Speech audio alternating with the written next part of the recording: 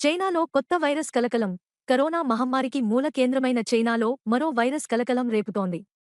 Human మెటానిమోవైరస్ HMPV వేగంగా వ్యాప్తి చెందుతున్నట్లు అక్కడి సామాజిక మాధ్యమాల్లో ప్రచారం జరుగుతోంది. ఈ వైరస్ బారిన పడి అక్కడి ప్రజలు పెద్ద సంఖ్యలో ఆస్పత్రుల్లో చేరుతున్నట్లు సమాచారం.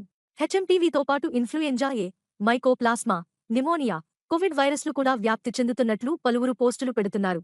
దేశవ్యాప్తంగా ఎమర్జెన్సీ ప్రకటించినట్లు పలువురు యూజర్లు పేర్కొంటున్నప్పటికీ దీనిపై ఇంకా స్పష్టత లేదు. ఈ వైరస్ సోకిన వారిలో కోవిడ్ తరహాల లక్షణాలే కనిపిస్తున్నట్లు తెలుస్తోంది. వైరస్ వ్యాప్తిని అక్కడి ఆరోగ్యశాఖ అధికారులు నిశితంగా పరిశీలిస్తున్నట్లు సమాచారం. మరోవైపు ఓ అంతర్జాతీయ వార్తా సంస్థ శుక్రవారం విడుదల చేసిన నివేదిక ఈ ఊహాగానాలకు మరింత బలం చేకూరుస్తోంది.